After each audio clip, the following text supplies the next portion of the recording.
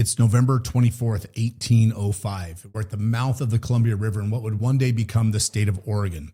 The Pacific Ocean is right there. They can hear it. They can smell it. They've just spent 18 months walking, paddling, and dragging boats across an entire continent to reach it. Captains Meriwether Lewis and William Clark have a decision to make. Winter's coming, and they needed to choose a campsite, a place to survive, whether the north side of the river where they're at currently, the south side, or back upstream where the hunting is better. So they hold a vote.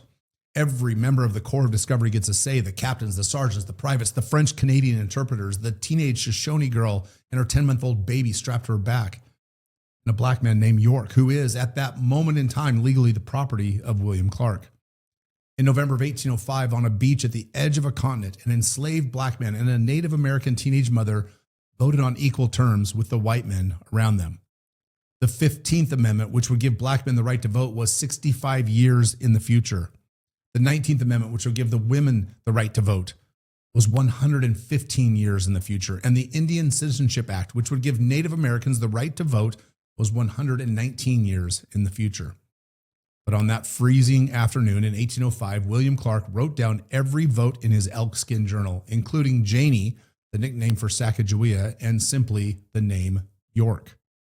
I'm Dan McKnight, chairman of Bring Our Troops Home, and I've spent a large part of my adult life in the service of my country, in uniform, in faraway lands. I've spent a lot of years thinking about what it means to be an American. And most of what you already know about Lewis and Clark, you already know. Thomas Jefferson sent them. They walked from St. Louis to the Pacific. Sacagawea helped them, and they came home with maps and specimens and stories of a continent that nobody east of the Mississippi had ever seen. That's the version in the textbooks, and it's true, all of it. But it isn't the part of the story that I want to tell you today, because something happened in that camp at the mouth of the Columbia that I think is one of the quietest, most powerful, most American moments in our entire history. And almost nobody knows about it.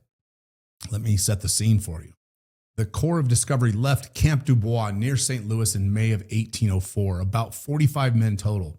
By the time they reached the Pacific, 18 months later, the company had tightened to about 33 souls and one infant, Sacagawea's son, John Baptiste, whom Meriwether Lewis had helped attend to at his birth at Fort Mandan that February.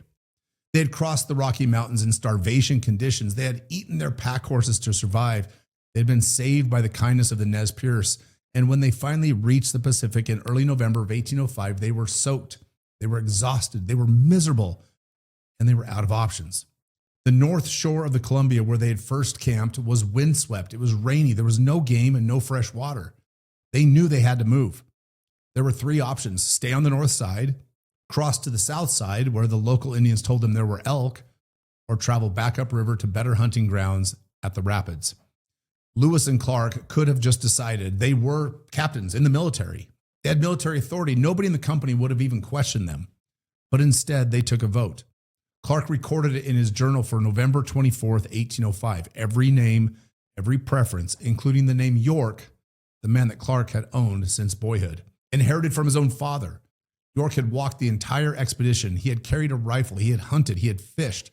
The native tribes they had met along the way had treated him as something miraculous.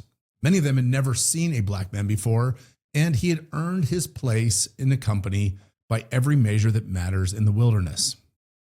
He voted. And then there was Janey, Clark's affectionate nickname for Sacagawea, a teenager, perhaps 17 or 18 years old, taken from her Shoshone village years earlier by a Hadasta raiding party. She had either been won or purchased, the story's not quite clear, by a French-Canadian trapper named Toussaint Charbonneau, who took her as a wife. She had given birth to her son in February at Fort Mandan and had carried him on her back across the Rocky Mountains. She voted. Her preference, recorded in the journal, was for a place with plenty of wapato, which is an edible root that her people had gathered. The vote went for the south side of the Columbia. They crossed over. They built Fort Clatsop. They spent that winter there. And in the spring of 1806, they turned around and they walked home. Now, here's the part that I find fascinating. In the United States of America in November of 1805, neither York nor Sacagawea had any legal standing whatsoever. York was considered property, and Sacagawea was, depending on which law you wanted to apply, either a foreign national in a territory the United States had just purchased from France, or a member of a tribe with no recognized citizenship at all. If they had been in St. Louis that day, or Washington or Charleston or Boston, neither one of them could have voted on the price of a loaf of bread, much less the fate of an entire expedition. But on a beach, at the edge of a continent, in a camp held together by mutual survival, two American captains looked at the people who had walked the whole way with them and said, "You get a say, you get a vote." Nobody had ordered them to do that. Jefferson hadn't required it. There was no regulation, no treaty, no precedent. Lewis and Clark did it because something in the American experiment had already been planted within them and was beginning to grow. The idea that the people who shoulder the work shoulder the decision. That idea had only been around for 30 years. The Declaration of Independence was 29 years old. The Constitution was 18 years old. We were a baby country. And in our infancy, in the wilderness, two American officers did something that the country that we had built back east was not yet ready to do itself. I want to be honest with you. The story doesn't end clean. Not at all.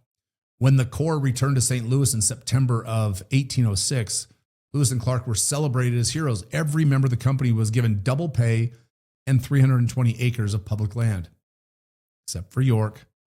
York got nothing. He returned to enslavement. He asked Clark for his freedom and was refused for years. Clark eventually did free him, though the timing and the circumstances are debated by historians to this day, and York died in obscurity. Sacagawea was paid nothing. Her husband, Charbonneau, was paid for her work. She believed, or it's believed that she died around 1812, and she was in her mid-20s. Clark, to his credit, later took her son Jean-Baptiste into his care and saw to his education. And that boy grew up to study in Europe. He spoke 4, 5, or 6 languages. Nobody's quite sure. And he went on to live to be 61 years old. The American promise made on that beach in November of 1805 was not yet kept. It was going to take generations to keep it, and some of it still is being kept today. The promise was made. And that's what I want you to take away from this story. American exceptionalism is not the claim that we have always been right. It's the claim that we have always known what right looked like, even when we could not yet reach it ourselves. The seed was planted in soil that was not yet ready to grow it, but it was planted. And in November of 1805, two American officers on a beach at the edge of the world gathered every soul in their company, enslaved, native, foreign, free, and asked them what they thought. And then they wrote it down and saved it forever. That was not yet the practice of the country that they came from. It was the dream of it, and that dream that every person who shares the burden and every person that shares the inalienable right bestowed on them by God shares in the say. It's been the engine of every reform, every amendment, every march, every ballot that's ever been cast by an American who was once told that they did not count. Lewis and Clark did not free York. They did not enfranchise Sacagawea, but they planted a flag in the soil of this continent that said, when Americans gather, every American gets a say. And it's taken us 220 years to grow that flag into a country. We're still growing it. Liberty is our legacy. Let's be worthy of it. God bless America and happy 250th.